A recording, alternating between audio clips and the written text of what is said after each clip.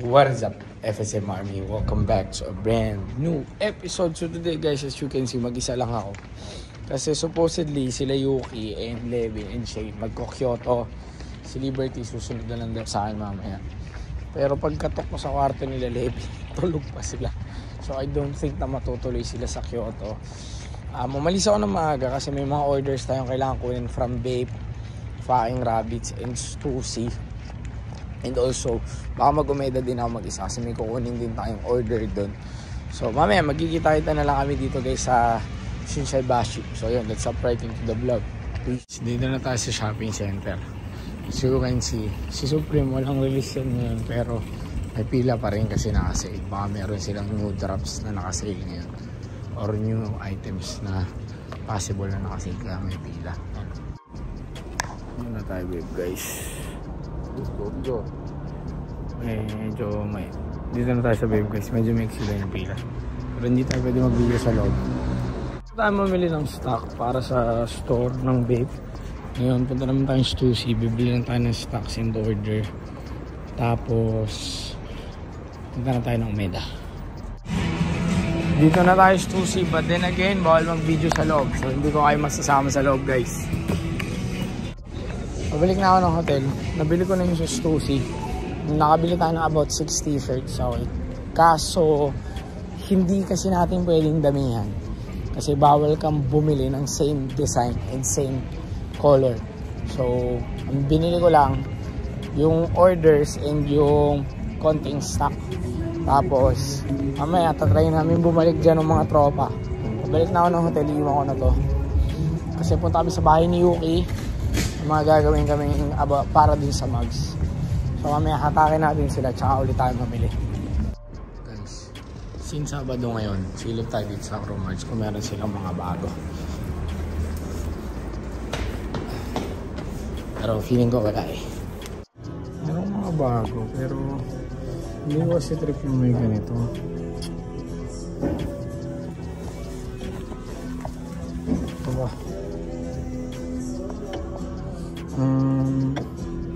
Papas muna tayo dito. Japan number 1. Naiwan namin to nung isang araw pa. Sorry doon sa may ate. Muntikan nang mawala. So naiwan ko to Thursday pa. Saturday na ngayon. Ngayon ko lang napansin na nawawala. Tapos chinek ko yung vlogs ko, videos, pictures kung saan ko siya huling naiwan or nakita. Pinunta ko sa Family Mart, nandun pa. Kinabahan ako sobra. Sir Hero Hey guys, change of plans for today. Pupunta kaming Kyoto. Pero mag-rent car muna kami. Siyempre may international driver's license tayo, Lods. Kaya natin mag-drive dito. Rent car lang kami kung pwede. Tas kotse tayo papunta Kyoto. Pwede ba? Kami Mr. Hero, re-renta kami. Most likely, actually lahat to pwede mo siya i-rent. Pero most likely Alphard or yung STI kami sa labas. Baka mag-STI kami. Kasi yun yung kasya kami. STI or itong Honda. Lev, gusto mo mag-Honda? Honda ito. Mugen. Gusto mo to? Kasya tayo dito lahat oh. Pero most likely STI tayo. Kasubi tayo eh. Ito tayo. Ito baka ito. Most likely ito kunin natin. I'm not sure. Pwede na mag-Alphard doon. So lahat kami pwede mag-drive kasi lahat kami may driver's license. So ito hindi to advisable eh kasi masyadong maliit yung space sa likod. AP6 na Troweno. So magde-decide muna kami. Guys, pinaprocess na namin yung pag-rent ng kotse. Ang hiniram namin is hopefully pwede kasi may mga requirements eh. Pero most likely okay naman. Hiniram namin is yung 86 at Cherokee and then the FD na Mazda. Yan, tsaka yun. Yung yellow, tatong white. So hopefully okay sa akin kasi alam nyo naman sa Pinas, papel pa rin yung driver's license. Eh kailangan nila ng card. Pero in-explain namin na sa Pinas, since last year, walang card na binibili. So hopefully pwede. So guys, medyo nagkakaroon tayo ng aberya kasi nga, alam ko na talaga dapat card. Nabasa ko na ito dapat card. Pero nga kasi Philippines #1, tingnan yung license ko guys. Tapos nabasa pa nila sa Google. Mas nabasa nila sa Google na yun nga. Double check kasi nga, noong una hindi sila naniniwala. Pero nabasa nila sa Google na may ganito ang issue sa atin. So, ano yan? Card guys, card. So, pahin kaya kita. So yun, hopefully pumayag kasi kung hindi, si Level na magdadrive, which is okay lang naman sa atin yun. Hindi naman natin kailangan ipilit pag hindi pwede sa policy nila. Oh, pag si Levin, or mag-Alphard na lang tayo pag si Levin. Diba? Para mas malaki. So yun guys.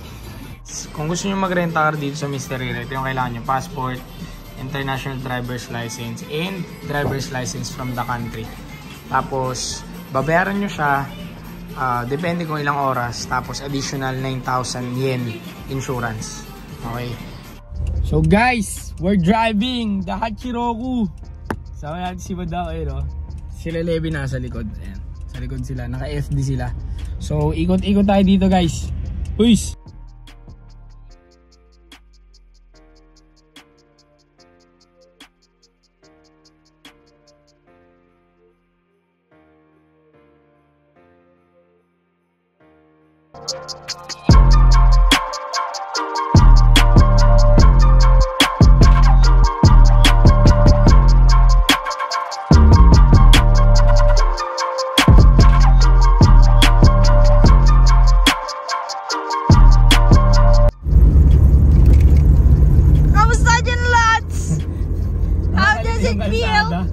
Nakakalito yung kalsada po. Grabe nga, sa Japan ka na nag-drive ah. So guys, reference lang nung narenta car natin. Ito yun. Kasi mata mo na bad trip na. Hilong-hilo na siya. Kasi nakakalito yung daan. So ito yung hiniram natin sa Mr. Hero guys.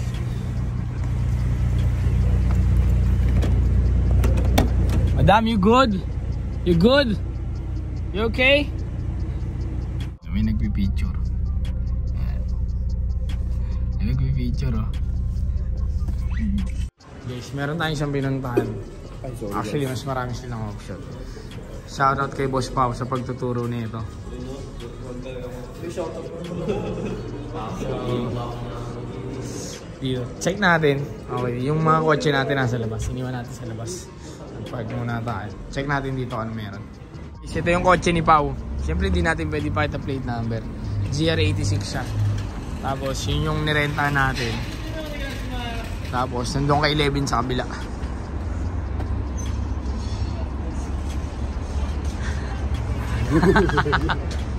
After namin mag-ikot-ikot, kailangan namin ipagasto bago namin ibalik. So dapat full tank siya. Actually full tank pa to yo. Pero kailangan kasi ng resibo. Tapos balik na natin to dun. Guys, nabalik na namin yung kotse. Ngayon lang to. Sana ito na lang hiniram ko. Actually guys, sobrang dream car ko to. Sobrang dream car ko itong Subaru na to. Itong Impreza na to pala. Sobrang dream car ko to guys. Dream car to. Ay, sheesh.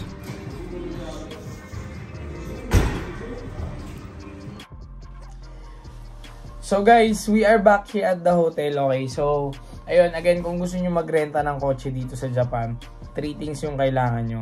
Mr. Hero or any rent-a-car, 3 bagay lang. Passport, driver's license from the Philippines, and then international driver's license. So yung international driver's license, pwede kayong kumuha niyan sa EAP. 1 hour lang makakuha kayo niyan. Magbabayad lang kayo doon. Tapos yung driver's license natin, actually kanina nagkaroon tayo ng problema doon. Doon tayo natagalan kasi yung driver's license natin is papel. Dapat card. Pinagbigyan lang kami kanina. Most of the time, dapat card. Pag papel, bawal daw talaga. Bawal photocopy. Bawal yung katulad ng dalawa kanina. Napagbigyan lang tayo kasi madalas din talaga tayong pumupunta doon dati. Bumibili tayo ng merch doon and all. So, medyo kilala tayo doon, okay? So, ayun nga. Na-explain ko lang na nagkaroon ng issue last year nung nagkaroon tayo ng lack of PVC card. So, pumayag sila. But again, one-time exemption yung nangyari sa atin kanina. Hindi daw talaga yun nila inaalaw. So, yun lang yung 3 bagay na kailangan nyo. Babayaran nyo yung kotse, Depende, may 3 hours, may 6 hours, may 9 hours, may 12, tapos may 24 hours. So, ang kinuha namin is 6 hours for, I think yung Trueno, binayaran ko siya ng 24,000 yen plus tax, plus insurance na 9,900 yen. So, basta parang total na binayaran ko is 29,000 something, ganyan. So, yung insurance para pag nabangga, ganun, pag may gas-gas, pero may mga marami kayong pipirmahan doon, tapos nakalagay din doon na kunwari mabangga kayo, may babayaran kayong additional 150,000 yen or 300,000 yen. Basta ganun. Ang importante lang naman dito yung requirements na kailangan nyo, tapos pagdating doon na i-explain sa inyo paano yung ano. Tapos yung experience, good experience siya para sa akin. Right hand drive siya, okay. Hindi nakakalito. Yung signal okay, yung cambio okay din siya. Pero somehow nahirapan ako nung unang drive is yung kalsada. Kasi sobrang nakakalito yung kalsada nila eh. Baka yung iba mag-counter flow na lang bigla. So mag-ingat lang kayo sa ganun. Pero all in all, siguro in less than 30 minutes of driving makaka-adapt agad kayo dun sa kalsada nila. Kahit Japanese yung mga nakasulat kasi puro arrows talaga. So yun guys, again, thank you for watching. Sana marami pa tayo maging ganitong vlog, okay? Naging car vlog tayo for today. Hindi na kami nakapag-shopping, hindi na rin kami nakapag-Kyoto kasi kapos na sa oras. But then again, thank you for watching. Till next time. Peace.